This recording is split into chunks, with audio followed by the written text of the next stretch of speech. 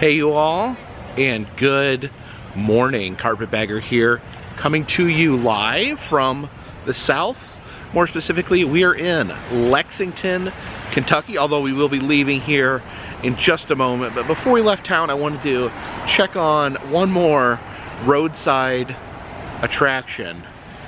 If you look behind me, we have a giant margarita. And here we have Imperial Liquors. It is a liquor store housed inside of a giant margarita, which is pretty interesting. However, there's even a more interesting story behind this building. In the 1970s, this was originally a pharmacy, a drive-through pharmacy, and it was not meant to be shaped like a liquor drink.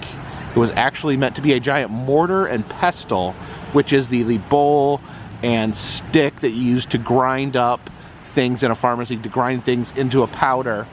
And as you can kind of make out from there, this would have been the bowl, and then that would have been the stick, the pestle used to grind. But this did go out of business and was turned into a liquor store, which originally, they actually painted it all green at first and had that as like an olive sticking out of the drink, but recently they have given it a paint job and converted it into a margarita. You can tell by the lime down there, and there's actually salt around the rim. So yeah, I like that the building was able to be repurposed. Even if it couldn't be a pharmacy anymore, it can now be a giant margarita. But now it is time to figure out where we are headed next. I'm going to see where you guys voted me to go, and it is a landslide with 52% of the vote. Nashville, Tennessee will be our next destination. Second place is Knoxville with 27, and poor Charlotte coming up in the rear again at 21% of the vote. Now remember, stay till the end of the video, and I will announce the next poll. Once we reach Nashville, I will announce where you can vote next, the next candidates for the next stop on this road trip. But yeah, you guys want me to go to Nashville? So let's go. Follow me.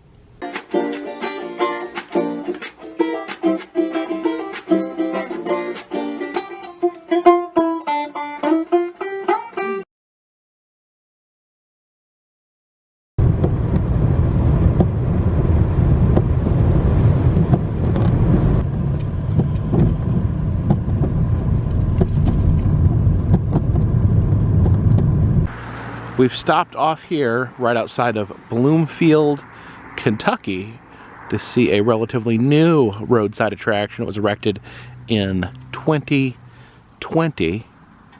Let's see the row of tractors right there in the field.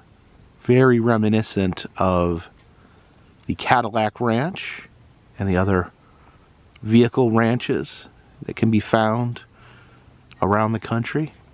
So of course the original ranch was the Cadillac Ranch in Amarillo, Texas, where Cadillacs were placed in the ground like that. But there's been quite a few imitators as well. There's Combine Ranch, where farm combines are on the ground not too far from the original Cadillac Ranch.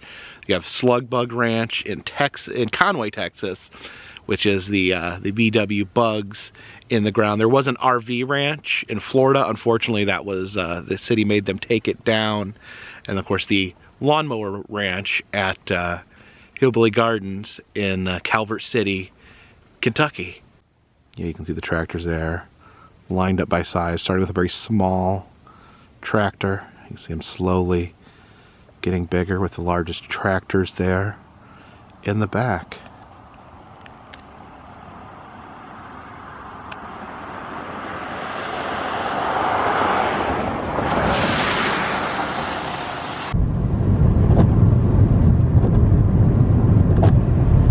Stopped here at a cemetery in Bardstown, Kentucky to see this, the world's largest crucifix. It is 60 feet high, and let's take a look. You see there's a wire Jesus up there on the top. Gonna make out the shape of Jesus there. Now, this is not the largest cross in the world. I've shown crosses on the channel much larger than that, but it is the world's largest crucifix. The distinction, I guess, being that there is a figure of Jesus on the cross. And yeah, none taller than this. The 60-foot crucifix here in Bardstown, Kentucky.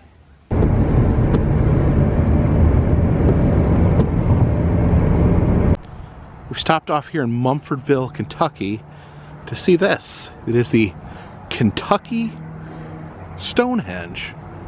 And one thing that's really interesting about this particular Stonehenge is that it was built by the mayor of Mumfordville, who had it built in his own yard. There is the mayor's house, or the former mayor's house. Unfortunately, he passed away last year, but they still allow people to come out here and visit the Kentucky Stonehenge. Kind of interesting that he would build an attraction open to the public in his own yard. But yeah, it looks like fairly accurate representation of Stonehenge. Actually, I do think this is maybe a version of Stonehenge before, like, it collapsed. So actually a little bit more put together version of Stonehenge. I think this is the second Stonehenge that we've seen on this particular road trip. You can see compass there in the middle of the Stonehenge. What direction are we currently heading? I think we are heading southwest. Of course, they do take donations for people visiting, and always good. You know, when you're in a spot where you don't have to pay admission, good to put a little money in the tip jar there.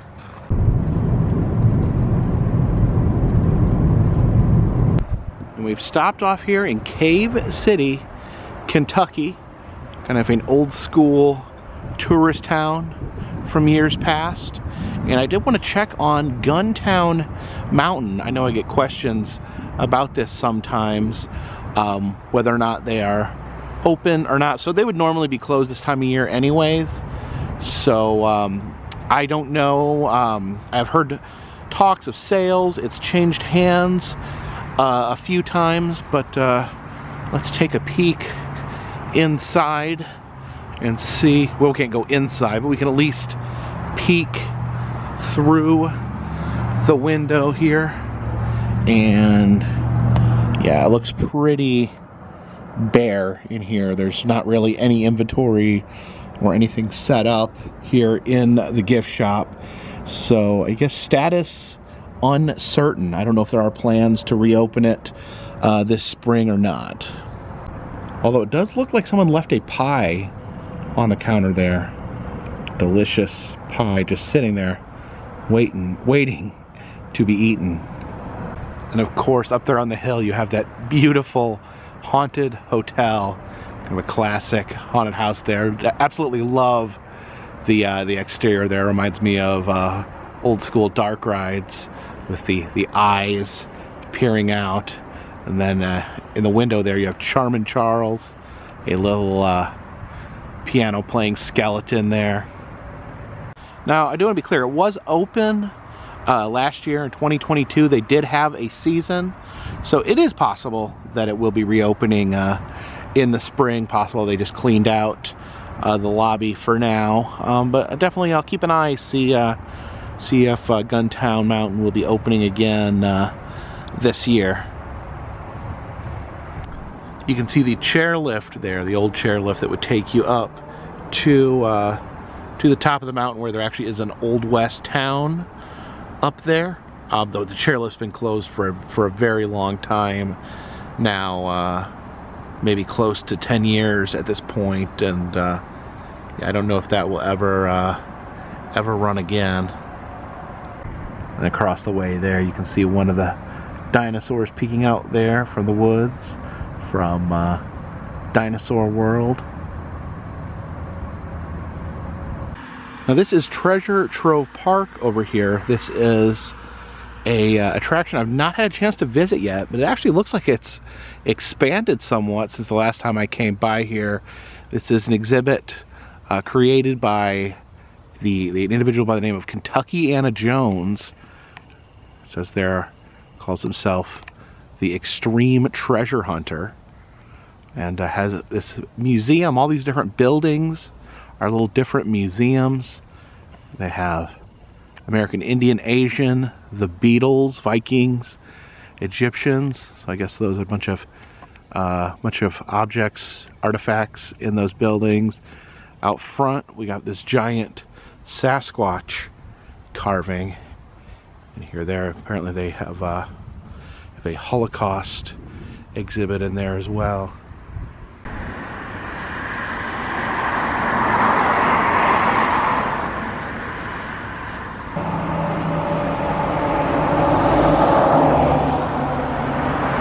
Now I do need to come back this summer and stay at one of these wigwams here at the Wigwam Village. I know that they have they're in the process of being renovated. You can see some of the teepees there have a fresh coat of paint on them. I'm interested to see the inside. I meant to come back here last year, but just never got a chance to come out. So I'll try to do that again this year. We'll try again. Come back to Cave City sometime in 2023 and sleep in a wigwam. Wigwams open up on March 3rd, so I'll have to come back sometime after March 3rd. Looks like the big teepee has a fresh coat of paint. Looks like that's being remodeled. That's actually been closed for some time. It used to be an actual restaurant. You can see there on the old paint on the sign, it used to say "Eat and Sleep in a Wigwam."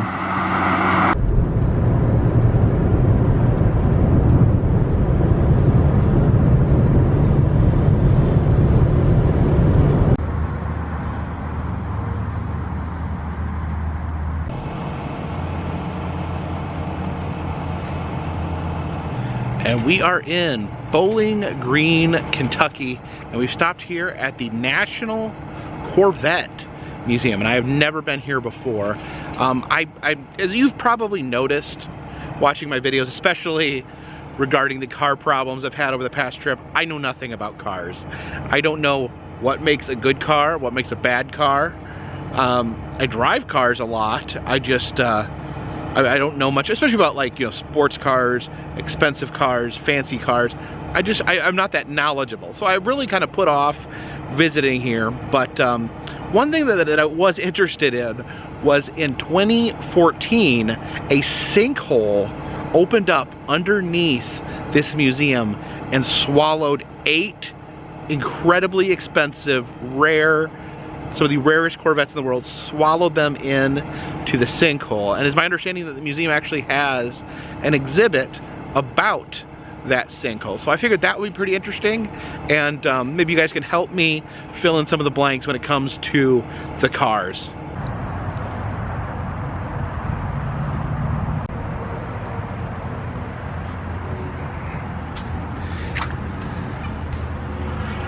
All right, entering the museum here.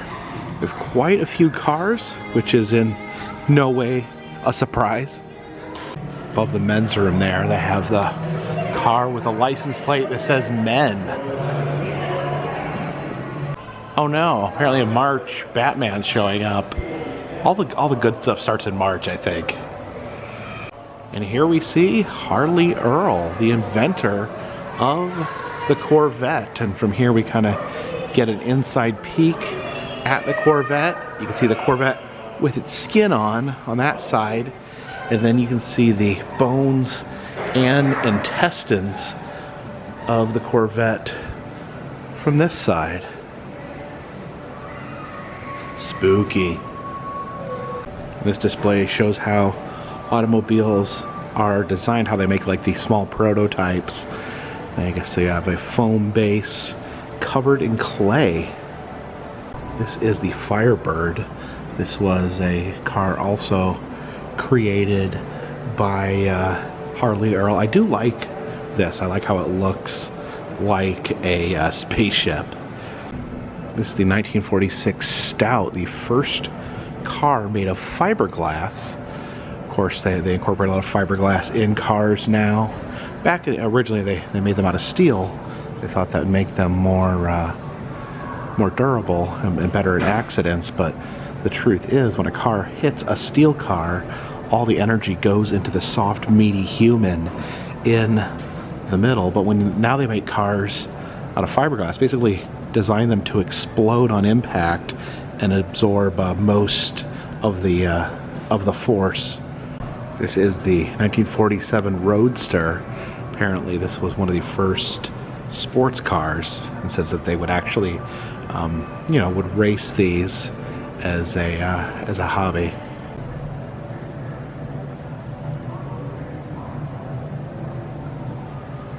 Motorama of 1953. I love anything that ends in the word Rama. Hey, Corvettes are made by Chevrolet. I drive a Chevrolet, because my Chevrolet is currently in the shop. Anyways, this is the emblem for the Corvette. But right here they have the original emblem that was apparently pulled off the cars. They were created and then pulled off the cars because their lawyer told them that they could not use the U.S. flag in a commercial product logo. Now, is that true? I'm trying to think. I feel like I've seen the U.S. flag used in logos and emblems before, but maybe not. If you guys can think of a emblem that uses the American flag, leave a comment in the comment section. You can see a little small town Main Street area here. This is the soda shop, the toy shop, and then the barber shop over here. We have Al's Barber Shop, with of course a few Corvettes out front. Noticed here in the barber shop, you can see the two men there looking out the window, almost looking up at the sky, as if there's something fantastic happening in the air, like a meteor explosion or some sort of celestial event. Looking up to the second floor here, you can see the woman also looking out the window at whatever they're looking at. What do you think they're looking at? Leave a comment in the comment section. This guy, I think, is some sort of super happy bus driver, or maybe he's a policeman. Oh wait, maybe he's a soldier. One of the three. This is the entombed Corvette here, and it has an odd, almost nonsensical story behind it. The owner of this car was a man that owned a chain of grocery stores, and apparently his wife didn't like the car. She complained about it. I don't know why she didn't like it, but he got fed up with hearing his wife complain about his car, so he drove it to one of his new grocery stores that was under construction.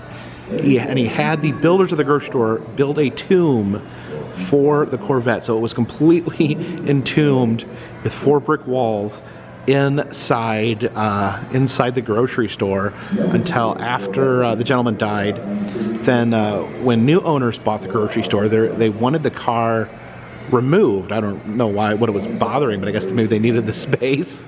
So they gave it to the man's daughter, and for some reason, the daughter, she lived in Florida.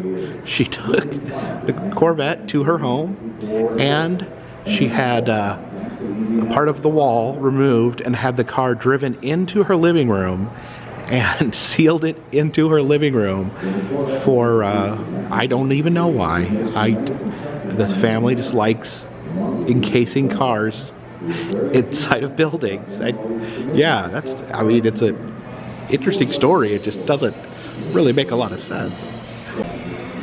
There is a mobile gas station, the gas and service station Back when gas stations and auto body shops were often the same building, you really don't see that often anymore.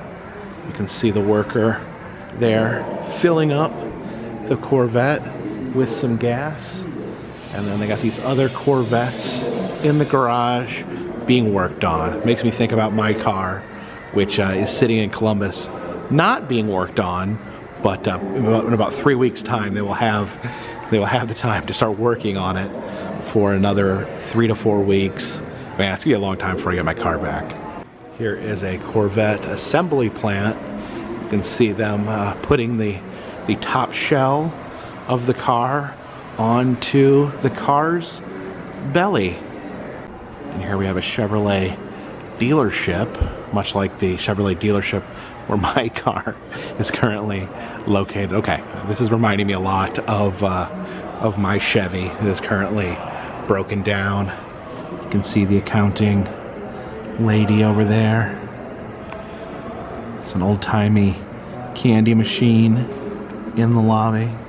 You can see a very exasperated looking car salesman on the phone back there. He does not look joyful. Some old racing shoes in the car. I didn't know you need special shoes for racing. See some of the racing vehicles back there. I'm not sure who that guy is right there. I'm also not sure what he is holding.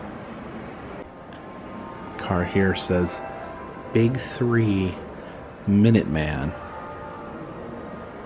This is the fastest Corvette.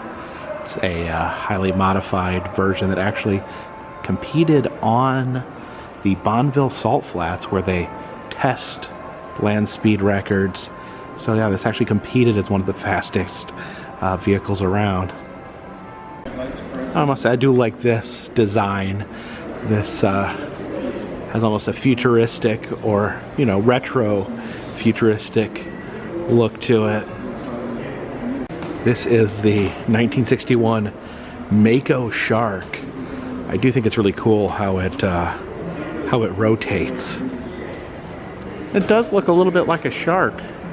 Now that I'm looking at it, it has that white underbelly. So yeah, a car designed to look like a shark that slowly rotates. Ever so slowly. Oh look, it even has gills. Here we have some scale models. I guess they make these smaller versions first while they're building a new car. Yeah, we saw the other car made out of clay and styrofoam earlier. You can see this one's a little further along. Oh, here we go. Corvette Cave-In, the Skydome Sinkhole Experience. It's an exhibit about the collapse that they had here at the museum. Yeah, it was February 12th, 2014. It was 5:30 in the morning, so luckily there was not people in the Sky Dome, like the Sky Dome being that yellow structure we saw outside. And you can see, that it opened right up and swallowed their most valuable Corvettes. Just almost, it seems almost targeted. Here's a diagram of the sinkhole collapse of the Sky Dome. You can see how the cars have come down here, and how it works is, I guess, certain minerals are washed away by water over time, creating empty holes, and then that will cause the ground to give way. We see here in the Sky Dome a huge pit opened up, and you can see where each specific car, each one of these Corvettes ended up laying. He actually has the legend here. Okay, so it has the cars listed. So if you hit these buttons here, okay, hit the buttons, and specific cars will light up. Oh yeah, you see, you push that button, car lights up. Oh yeah, there we go. That's the ZR1 Spider there. Alright, there's a simulation in here of the collapse. Simulation starts in 4, 3, 2, 1. I don't know what's gonna happen here. Oh, look up above us. I'm not sure what is going on.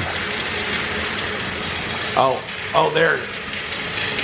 The ceiling's collapsing. Oh, the cars are falling on us. This is a simulation of what it would have been like, oh, if you were in the sinkhole when the collapse happened. Oh my. That's crazy.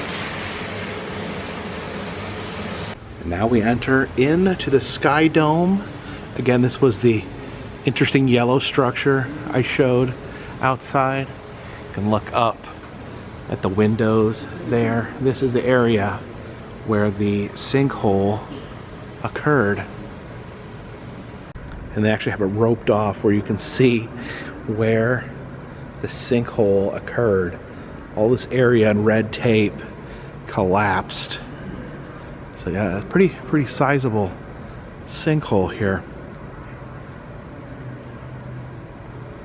So yeah, the sinkhole expanded all the way over there, all the way around this. Almost pretty much half of the Sky Dome here. And then it says check it out. Take a look more than 30 feet down into what's left of the sinkhole. So we can peer down into the pit there. Almost looks like a bottomless hole. Now this is a car that was on display that unfortunately was sucked up by the sinkhole. Its distinction was it was actually the 1.5 millionth Corvette ever produced. So they had it on display proudly in this museum. It says that this was so far down that it couldn't even initially be viewed from the top of the sinkhole. So when they finally pried it out, dug it up out of the sinkhole, they said it was too severely damaged to possibly repair. See, it's still caked with mud from the sinkhole. Yeah, you can see the whole top of it smashed in there. At least my car's a little bit better shape than this. I think this is what you call totaled. Here we have the 1 millionth Corvette. This one actually went into the sinkhole as well. You can see it being recovered right there. But they were able to get this one fixed up and repaired. Now this Corvette was also in the sinkhole. This was the car that was standing up on its end. And the story here, it's kind of ironic. The gentleman that owned this, it was a beloved automobile owned by one owner, and apparently he wanted to make sure that his prized Corvette would remain protected and well maintained, so he donated it to the museum. Then ironically enough, it was sucked into a sinkhole, but the museum actually honored their commitment to keep it preserved and maintained, and completely fixed it to get it back to its original condition as it would have been in 1962. And here we exit through the gift shop. Got museum t-shirts here, as well as Christmas ornament there that has the Sky Dome on it. I do like this map shirt, this Kentucky map shirt, although I don't know if I can wear a shirt that has, like, I don't know, what do you call that stuff when it has kind of like that plasticky feeling to it. It kind of bothers me. So I'd like to buy this, but I don't think I could wear that with that feeling on it. The shirt feels good otherwise. It's got a nice soft shirt, but then it's got all this plastic on it.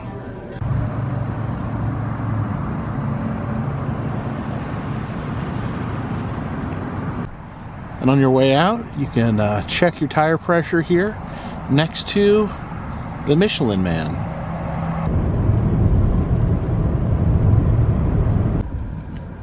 This bridge here, it says it's impassable in high water. You can see there's no railings or anything. I guess when the water is high, it just goes straight over top the bridge. It's kind of nerve-wracking now, to be honest. And it appears that we have reached a major fork in the road.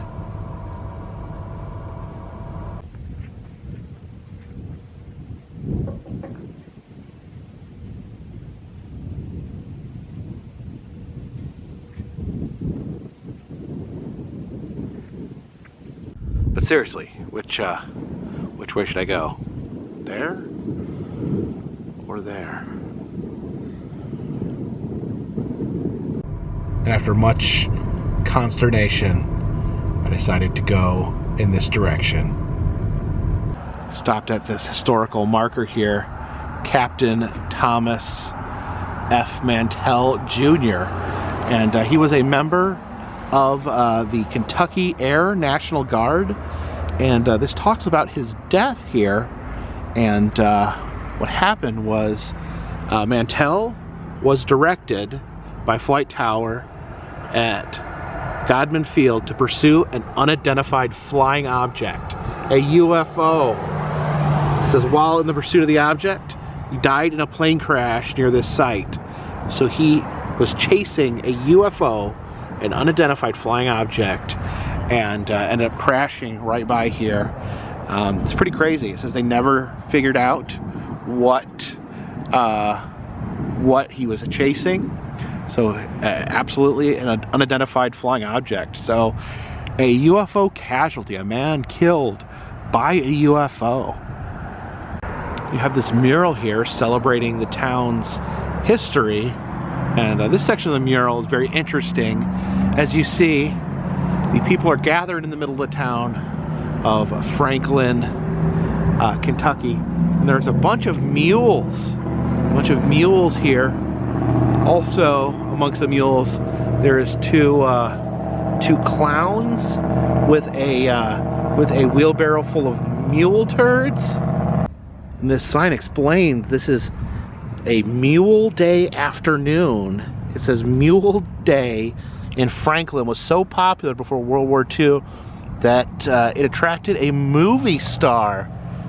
So it doesn't say which movie star was attracted to Mule Day. I'm gonna guess that there is the unnamed movie star. Oh, I just noticed, if you look behind her, no one else has a face. Everyone else in town is like a faceless monster. Wow. Yeah, literally, no one in this mural has an actual face. They're all faceless, except for this lady and the turd clowns. And apparently Franklin, not only known as the Friendly City, but also known as Kentucky's #1 city.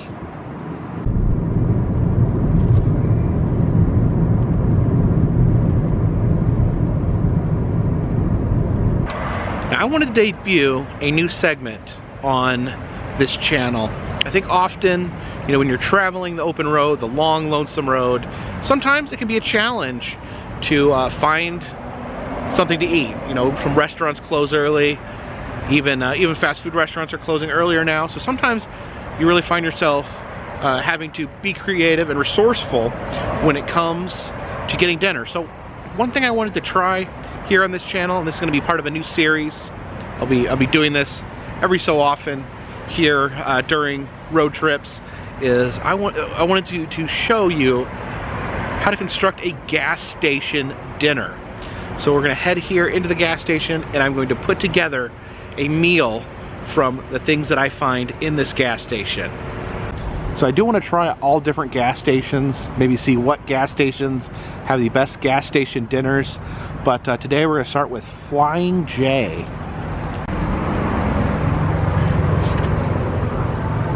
See, I got a lot of different options here. Got the cold sandwiches, You got a cup full of hard-boiled eggs. Here's the souvenir section. It's actually got a lot of Kentucky stuff, but also they have magnets from each state. There's Indiana, there's Florida right there. This big Kentucky magnet apparently is a can of beer with a mullet and sunglasses.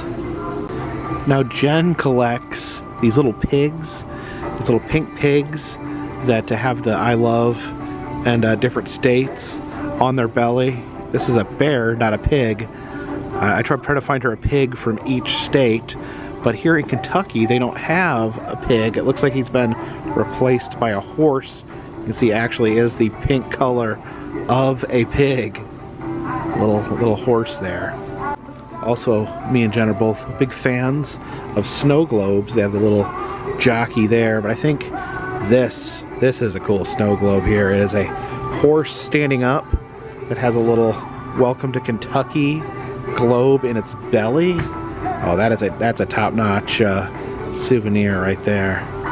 I do have some warm food as well, some mashed potatoes, some meatloaf back there.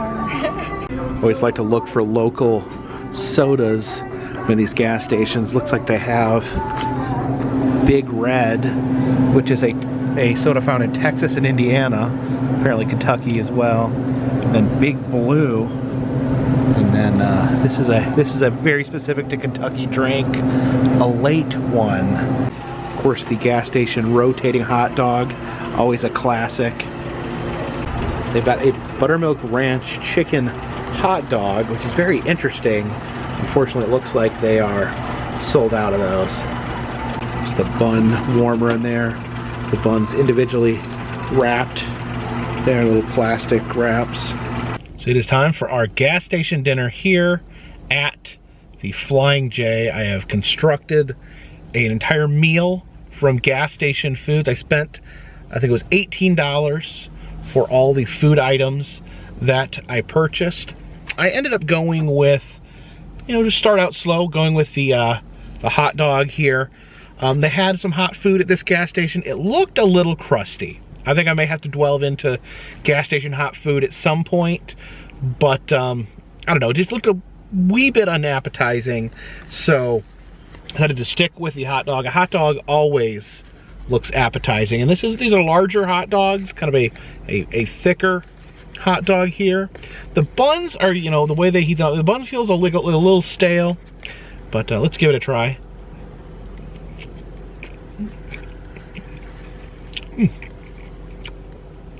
It's a perfectly good hot dog, but it's pretty good.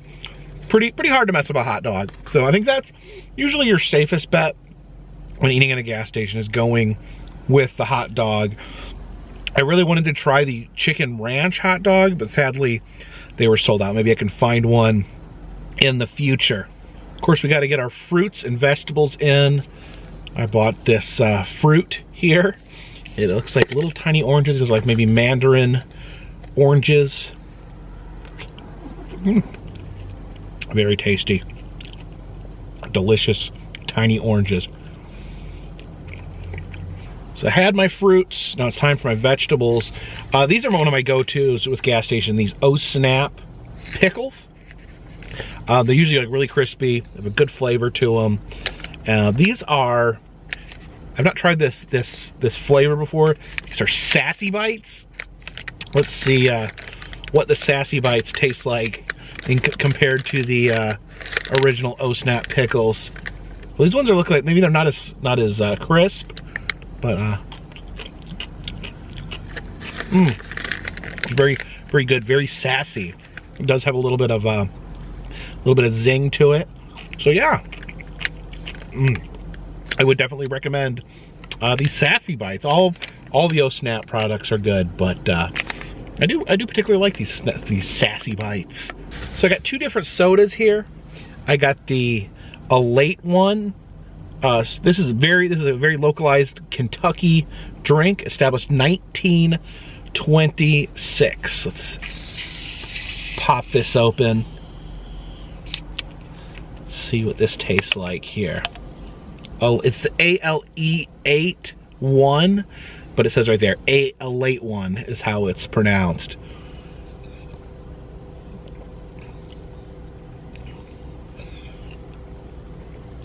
It's basically a ginger ale. It's got a very forward ginger taste to it, so very, very gingery. I'd say it's pretty good, but maybe a little less ginger. I do like ginger ale, but it's got a lot of ginger in it.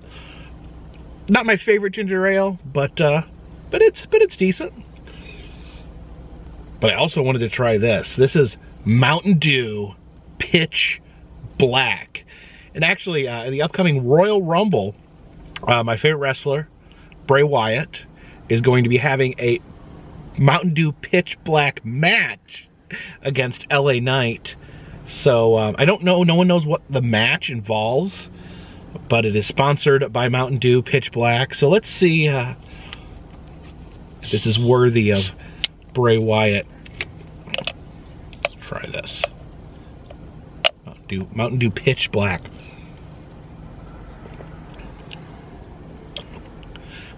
It's okay, kind of like, I think it's got it's like a grape Mountain Dew. It's got that familiar Mountain Dew taste.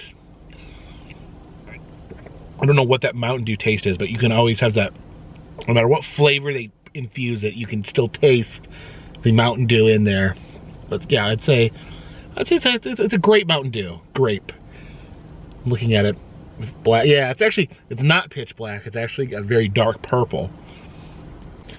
And for dessert, I've got a limited time candy. This is a Milky Way cookie dough. Now, Milky Way is one of my favorite candy bars. They had a couple other cookie dough flavors in there. I think they had a Kit Kat with cookie dough. I really like the Milky Way. So, as our dessert tonight, we'll be trying the Milky Way cookie dough.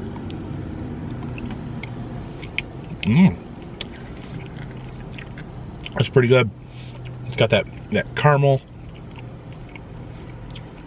Yeah, you can taste I love cookie dough.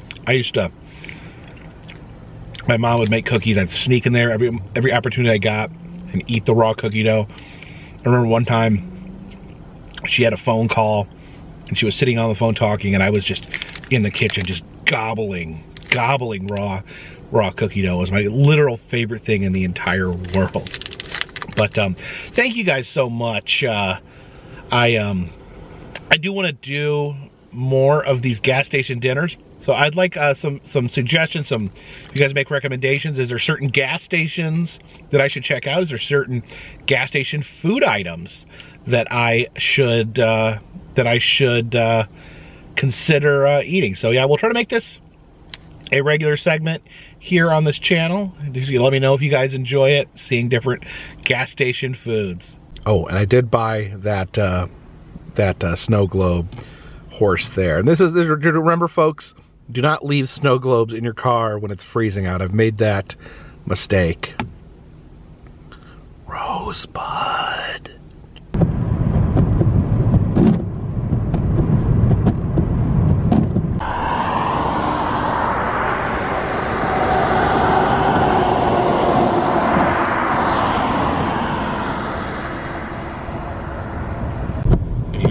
The next state on our trip as we enter Tennessee. Stopped off here in Portland, Kentucky. See a giant crate of strawberries in the middle of town here. I guess they must grow strawberries here. An absolutely massive crate there, along with some massive strawberries. You can actually go inside the crate here and sit on one of these benches and just hang out in a strawberry crate.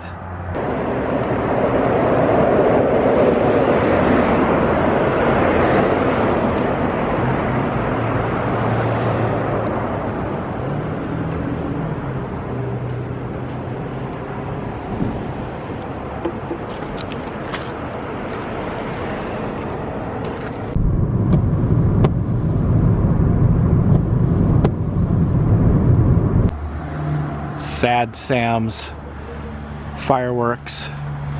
Interesting to use a crying clown as a firework mascot. And that is a particularly terrifying gorilla. Look at his teeth, his super sharp teeth, and his eyes are actually like ping pong balls that have been painted. Oh, that's a creepy gorilla. Do you think, oh, this is a gorilla, or is this Sasquatch? What do you guys think?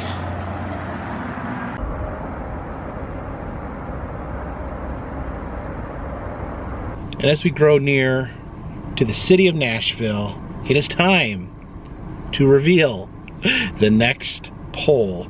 So again, you guys can vote on whatever city you would like to see me visit next after we leave Nashville. If you want to click on your subscriber tab, the poll should pop up there if you're subscribed. If not, maybe you should subscribe. And if you don't want to subscribe, you can go to my page, click on my community tab, and the poll will be there as well. And your options to vote on where I go next are